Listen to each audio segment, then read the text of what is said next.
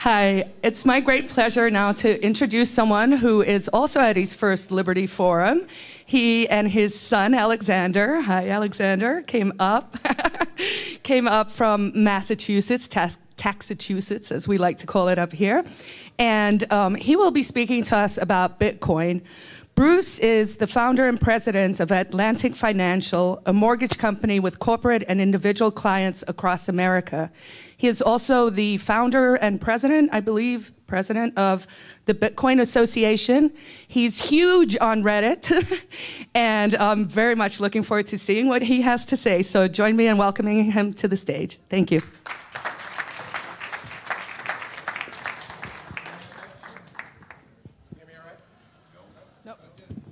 Mike? Testing. Testing. Testing. Whoa. Feedback. That might do it. There you go.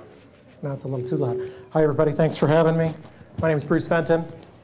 So I'm going to keep it kind of quick on talking about Bitcoin. I could talk about Bitcoin for hours, but I'll keep it pretty simple because we have a variety of people. Some of you have tons of experience with Bitcoin. Some have very little, so we'll keep it open for plenty of questions so you can be thinking about what your questions are. So I'll just talk a little bit about what Bitcoin is, what I think about it, and I'll talk a little bit about regulation because I think that's something that's important. It's in the news right now. Regulator Ben Losky, Superintendent of Financial Services from New York, is on Reddit right now as we speak, doing an Ask Me Anything session. So I had a couple questions for him just a minute ago.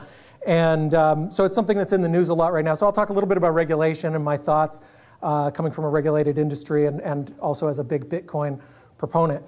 And then we'll open it for questions. So basically, Bitcoin, in my opinion, is one of the most significant inventions in modern human history. It's something that certainly since the internet, I think we've seen maybe nothing or almost nothing that is this important. And even in the course of human history, we've seen very few things that are as important as this invention.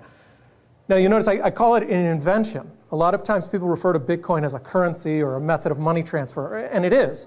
Bitcoin is a method of transferring money, it is a currency. But before that, and more importantly than that, it is an invention. The first application of it is this currency.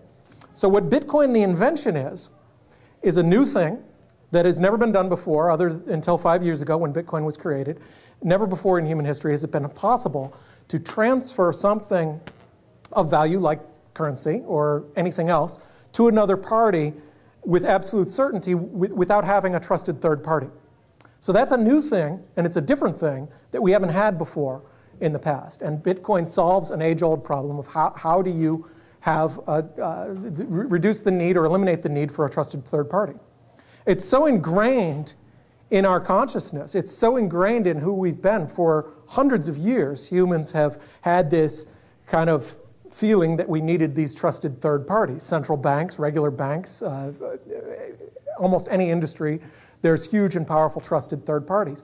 But if I were to ask you, if I say, some of you may not have bank accounts, but hundreds of millions of people do. If I say, why do you have money at your bank? Why would you trust your money to someone else? Why would you trust your money to a bank where the bank could go under, they could have fraud, they could have all kinds of issues, any number of 50 different state and local agencies could seize that money. No matter how much your banker loves you, if they get a letter from a government agency saying seize the money, it's seized, even if it's a mistaken identity. So why would you do it? Why would you trust a bank? Well, for 1,000 years or so, the answer has been, well, we have to. We have to because otherwise nobody will know we really have the money. When email started becoming popular 20 years ago, clearly it was a superior advancement over paper mail that was hand-delivered. If I said, well, why? Okay, great, we have this new thing. I used to have to mail you checks in the mail. Now I could just email you, right? Say, dear Fred, here's $1,000, and I email it to you. Well, why wouldn't that work? Why couldn't I just email you a note that says, here's $1,000? Why not? Two reasons. One, there's no consensus about saying, how do you know I really have that $1,000? Now, you may trust me, but nobody else will. You can't print that email out and bring it to someone and say, here's the $1,000 from Bruce. He's a really great guy. I trust him. So you need, one problem is knowing that I really have it. The second problem, having anyone else be able to accept that. So for hundreds of years, trusted third parties have served that need. If Bank of America says, yes, Bruce really has the $1,000, that's a piece of paper that you can take that will be recognized at Bank of America and hundreds of other institutions. But it goes back to needing this trusted third party. With Bitcoin, technology has enabled us to not need that trusted third party. We have a cryptographic math problem that says that what I'm saying really is what I'm saying. And then also we have a centralized or a decentralized ledger with every transaction that has ever happened right in one place that everyone has access to. So there's no question about who owns what, who really owns it. So that's where the invention part comes in, and that is a very, very significant thing. So right now, if I ask why do you need a bank, you don't need to say because we have to. And the technology has changed that. So the first major application of this new invention is Bitcoin, the currency. So it's ability, gives the ability to transfer money instantly without regard to borders. There's no way that anybody can stop it or seize it or freeze it or anything like that. It's just simply based on math. There is no need for a trusted party. You're trusting in cryptography, you're trusting in math. So I believe that's a big deal. I think the currency is probably going to do well. It's very, very small right now. The value of it is less than half of the app messenger, WhatsApp, that Facebook bought yesterday. All the Bitcoin on planet Earth is worth less than half of WhatsApp. I think that the currency will do well, but I may be wrong on that. But I would be even more strong of a bet that this invention is here to stay. Cryptocurrency, and not just in currency trading, but in all kinds of applications in healthcare and real estate and inheritances and every other area where we have in the past needed a trusted third party, we're not going to need that anymore. So I think it's very, very exciting. I founded Atlantic Financial. We were the first full-service investment firm to use the internet back in 1994. We're the first full-service firm to be on the World Wide Web and give investment advice online. And so I've seen this before. I've seen this kind of fast change, and I'm excited to go to meetings. I was at a meeting at MIT and going to events like this to see this excitement and buzz that I haven't seen in 20 years, but I saw it before with the internet. And I see that now. There are so many exciting entrepreneurs and individuals going out making new inventions on top of this Bitcoin technology that's still so early stage. But it's so exciting, and also because of the decentralized nature of it, there is no authority that needs to say, yes, you can go start a Bitcoin app or you can start a Bitcoin company all over the world. Entrepreneurs in India who say, yeah, I'm going to do something with Bitcoin. They don't need anyone's permission. And that is wired into the code, so to speak. That's part of what Bitcoin is, and that's another exciting thing.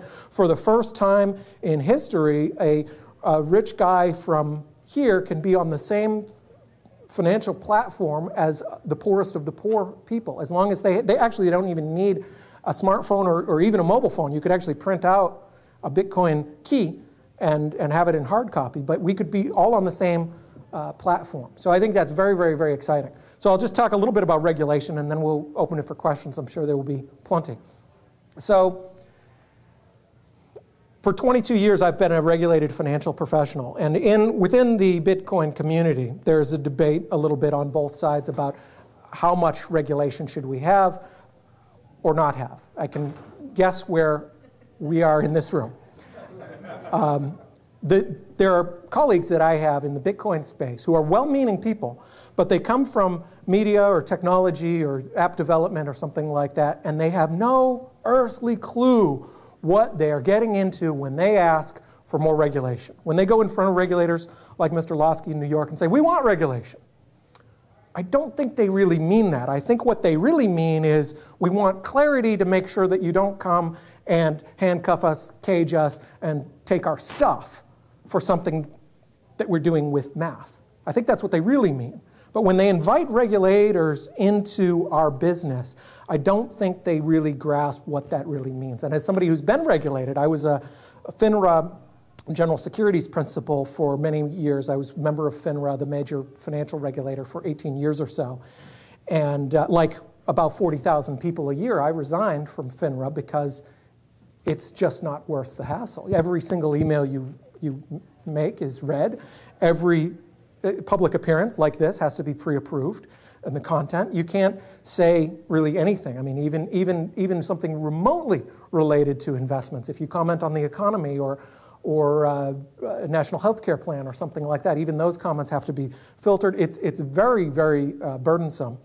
And so about 40,000 people a year say they don't want to be FINRA members anymore, and they go to a different regulatory structure, like a registered investment advisor or something like that. But having come from that environment, I've seen the pain that this can cause. And there's a reason that we don't see Facebooks and Yahoos and Googles coming out of the financial space. When's the last great, amazing startup, the last Zuckerberg who started a bank?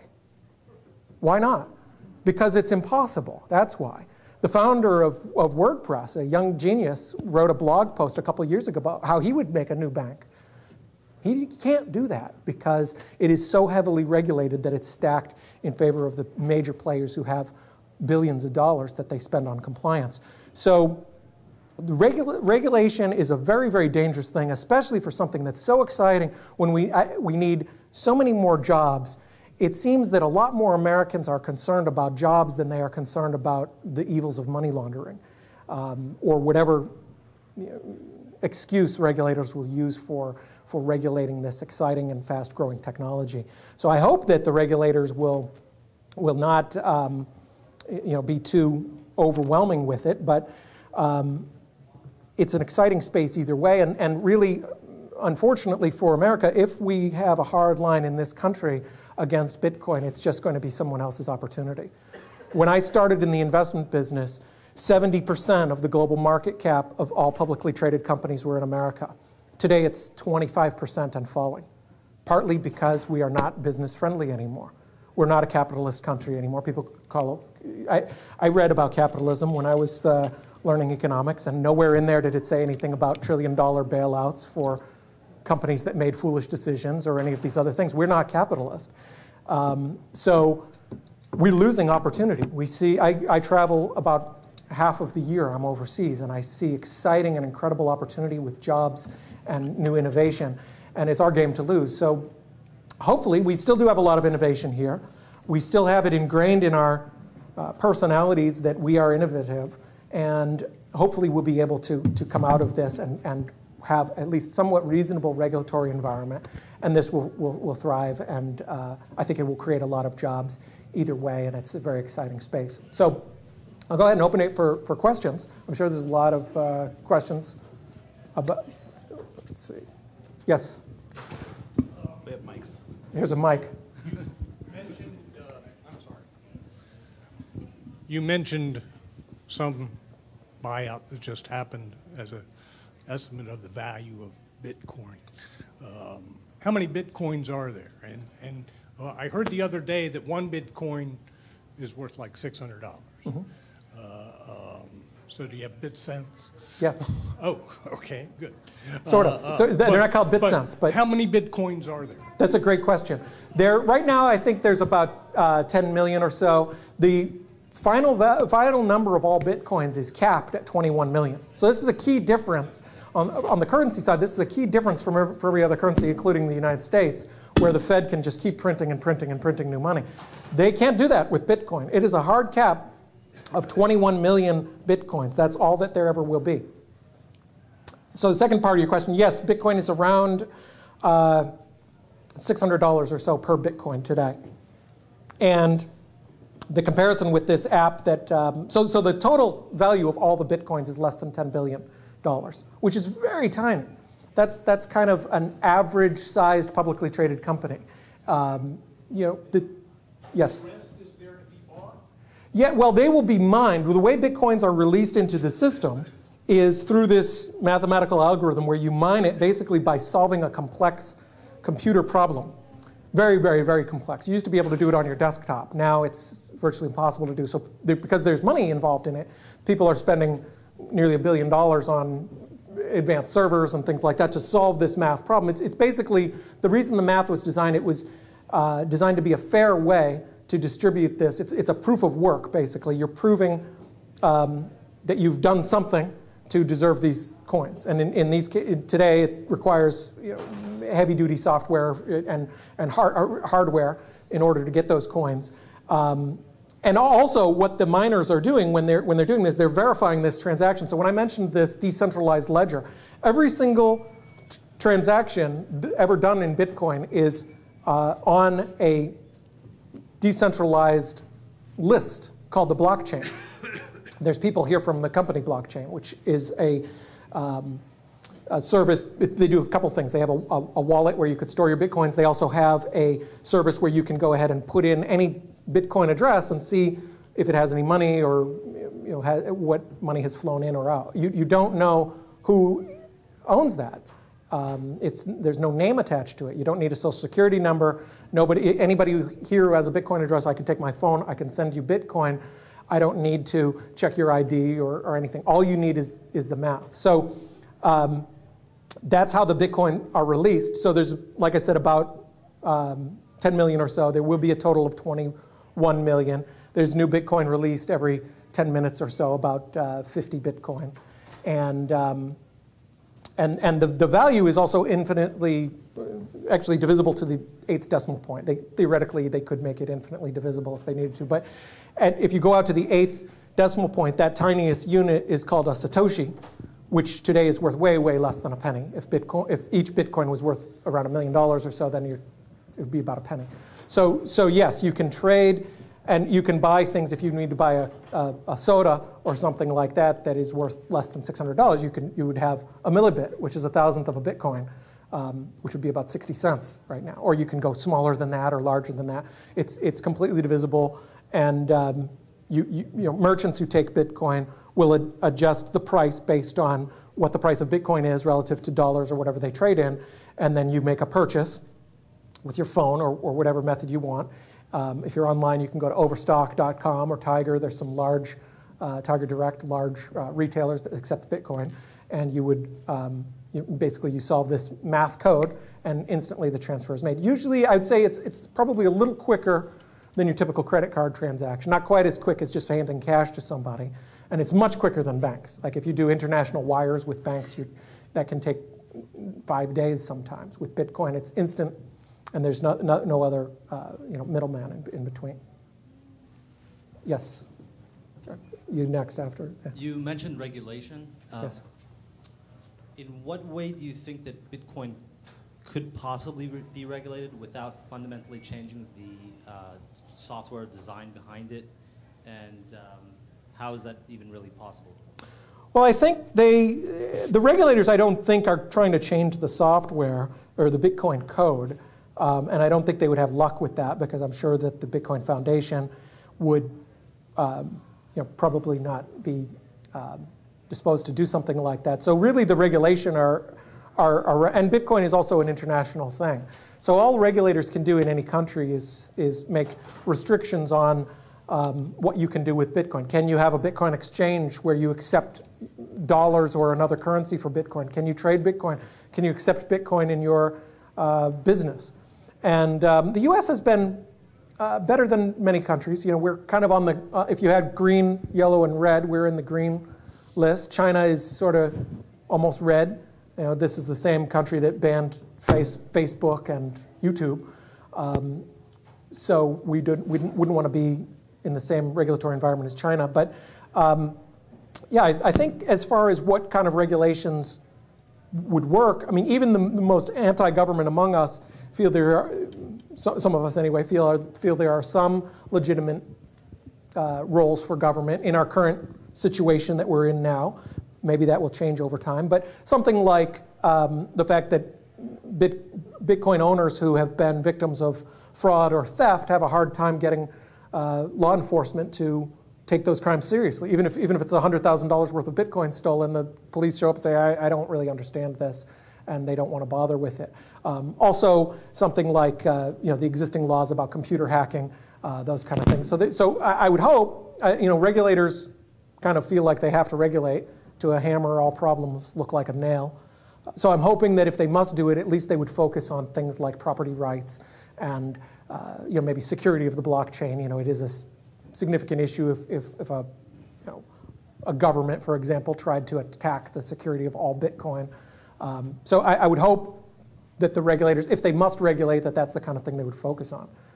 Yes? There's recent news. In the recent news, Mt. Gox comes up, and when I think of Bitcoin regulation, although Mt. Gox is great as one of the first exchanges where you could convert dollars to Bitcoins, for those who didn't know, but they've had a history of problems on their exchange and not maybe being as responsible as they could be, as and especially now they're not letting people take out their Bitcoins out of the account, and it might be because they don't have them and that kind of thing. And then that stirs up regulators. We need to regulate these exchanges. And do you have any comments or thoughts about that kind of condition? And sure. Yeah. So Mt. Gox was the first Bitcoin exchange, and because they were first, actually, it's sort of one of their curses now. They didn't get venture funding and staff up with people with lots of experience. No one could have envisioned that. The site was originally designed to trade Magic the Gathering cards. It's a trading game, almost like Dungeons and Dragons. And they said, hey, let's trade Bitcoin. Bitcoin were worth like a penny or something. And they never envisioned that this would become a big financial thing. So fast forward a few years, they had over 1 million accounts. And the system was still programmed on this very simplistic system, and their procedures that are in place are not up to the standards of normal mainstream financial outfits, especially somebody who has 1 million accounts in the fastest growing area. So they had all kinds of problems with technology. And right now, they're in a situation where they've frozen, a while ago they froze dollar withdrawals, and now in the last couple of weeks they've frozen Bitcoin withdrawals. So a lot of people feel like we're never going to, if they had an account there, they're never going to get their money back. And the price is reflecting that. There's a big difference now, the price of the coins on this exchange. So a couple things. One you didn't ask about, but it's worth pointing out. This is not a fundamental Bitcoin problem. It's a fundamental problem of another trusted third party. And some people kind of think it's ironic. The point of Bitcoin is to avoid trusted third parties. So if you have your own Bitcoin in your own wallet, you have total control of it. In this case, because of the limitations on old money systems, like being able to get dollars into something and buy Bitcoin, we had this need to have trusted third parties. So that can be a problem. So right now, yes, it is a weakness point, and there is a lot of people using Mt. Gox as an example to say, hey, look what can happen. Maybe these people are going to end up losing their Bitcoin, and that has happened with other exchanges who've gone under.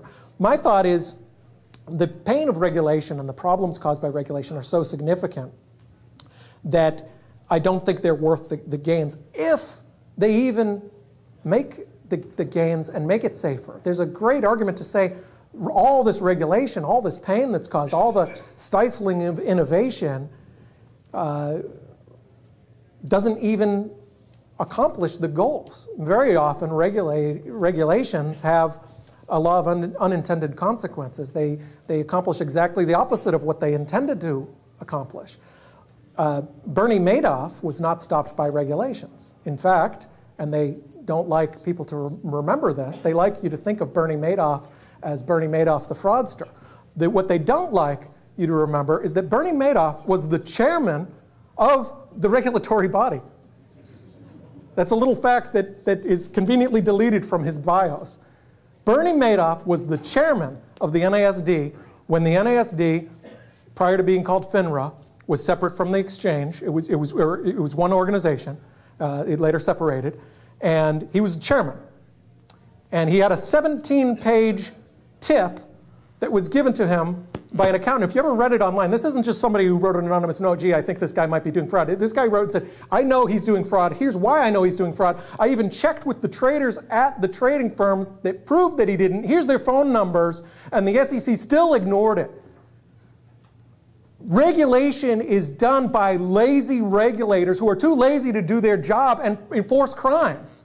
That's what happens with regulation. They're too lazy. It's easier to make all of the law-abiding people follow new regulations. But 10 new pages on a prospectus doesn't stop a Bernie Madoff who makes an entirely fake prospectus. It only burdens the other people who, this email that I mentioned, if you're a FINRA member, every email you write is monitored. How many fraudsters does that stop? Do you think Bernie Madoff is going to be stopped by that? No, he's going to go to Gmail. He's going to get guaranteed investments.gmail, whatever. He's not going to tell the regulators about it. It burdens the honest people. That's the problem with regulations. The Bernie Madoffs of the world don't pay attention. So the challenge with and I don't want to put Gox in the category of Bernie Madoff. Let's give them the benefit of the doubt. They say they still have these coins, and it's a technical problem. But regulation, I don't think even would prevent a situation like that. But we know for sure that there's massive amount of billions and billions of dollars and hundreds of thousands of man-hours wasted and inefficiencies and ideas that never even happened because of regulation. So even if it could prevent it, I don't think it's worth it. But I don't think it does prevent it. I think it doesn't do any good. So I would say let the free markets decide. Let people decide. They can go to and say, I'm going to open an account at this Bitcoin exchange. I want to see that they're backed by Lloyd's of London, or I want to see that they prove every month how many Bitcoins they really have, or any number of different things that the free market can do, where people can have that power to say, you know, I can choose or not choose to work with this. And that's the other thing with regulation. You have existing laws. Fraud is already against the law. Theft is already against the law. You don't need new regulations for these things. You can enforce them under existing regulations. Yes, right back here. You in the dark. Okay, you're next. Promise. Go ahead. What would you say to the people who allege that Bitcoin is just a Ponzi scheme? Well, a Ponzi scheme is sometimes used as a phrase by people about something they don't understand. I think and the other criticism that you have, people say it's a tulip craze. You know, they refer to the tulip craze when tulips or beanie babies or whatever, anything that has been a complete mania with no substance behind it. And I think a couple things to point out. One is the total decentralized nature, and the other thing is that it is this new invention. So you wouldn't typically have a Ponzi scheme that invents something new. And it's undebatable. There's no question that this invention of the blockchain and this decentralized ability to eliminate trusted third parties, that's a new thing, and it's a big deal. So that, I think, separates it from, quite a bit from, a Ponzi scheme. And also, who would the Ponzi be? I suppose because the creator of Bitcoin is anonymous, no one knows which person or people created Bitcoin. And this person or people was an early miner, and they have a lot of coins. I would think if it was a con game, that it would be pretty unusual for them to create this absolutely brilliant and disruptive, transformative invention, number one. And then number two, not cash in. They could have cashed in many times by now. So I think it's worth looking at these kind of things, but it's worth thinking about it objectively and from the angle of it being a new invention. And I think that separates it from other things in history that have been a real quick flash kind of thing. Yes, you had your hand up before in the dark shirt, right in front of the person no, right behind you. You didn't? Okay, go ahead. Go ahead. Okay. How do you see digital currency competition playing a role in the market with Bitcoin? Do you see a role for multiple currencies? Do you see a role, does it have to be one kingpin? Yeah, that's a great question. So the question is, how do I see other currencies? Now, this Bitcoin is open source public code. Anybody can download it. It's pretty easy to create your own new coin. And people have done that. Some people did it as a joke. Some people tried to make it slightly better. Some people tried to enrich themselves. They say, okay, I'm going to create a new coin, and they'll own 10% before it even starts, and let's release the rest of the public so that they could be rich. And many of those have failed. There are a couple, like Litecoin has a couple small advantages over Bitcoin, and they have brilliant marketing. The creator, Charlie Lee, had an ingenious slogan. He said, "This is silver to your Bitcoin gold." So he wanted to be kind of seen as the second player. There's Dogecoin or Dogecoin, which started as a complete joke. Basically, the mascot is a dog. But they've had so much fun doing it that it's actually attracted a pretty big community. And there's all kinds of these other coins. There was even a Hobbit coin, and there's probably about 20 sort of major ones, and then a bunch of others like the Hobbit coin that are not even on the radar. Some people in the Bitcoin community think it's a negative. I don't think it's a negative. I say let them do it. Let free markets go. I think that because Bitcoin has this kind of much larger first mover advantage, it's way more than, worth more than all of the others combined by many-fold. I think that it's, it's here to stay, and that will be the main standard. There may be room for others. And also, the one thing that I encourage about these other currencies, some of them do try and do something different. And we can all learn from that. The regular code of Bitcoin can be adapted if somebody learns something. And maybe somebody will create some new coin which has an advantage that we haven't thought of before. There are people working on coins that hide the transaction record. So although Bitcoin, nobody knows if you own Bitcoin or not, they can still tell where a Bitcoin has gone. There are other coins that erase that. So that could be an advantage. So yeah, I'm in favor of them. I think if this works, I think Bitcoin is going to be the big leader going forward. But more power to them. So basically, I think I'd encourage you, if you, and it's tricky with this crowd because I know some of you know a ton about Bitcoin and some of you don't know anything about Bitcoin. So hopefully it was kind of useful for both of you. I would encourage you, if you either way, get more involved in it. If you haven't done so already, spend an hour or two, learn what you can about Bitcoin. There's all kinds of great videos and tutorials and websites and things like that online. I really think it's an exciting thing that's going to change the world. It's going to decrease the power of centralized authorities like central banks, and that's great for freedom, and it's great for liberty, and great for all of us. So thank you very much for your time. Oh, one more thing. Free membership to the Bitcoin Association, to anybody who'd like it. My son Alexander has the cards. He'll give you a free membership card that you can use the coupon code. So thank you very much. I appreciate it.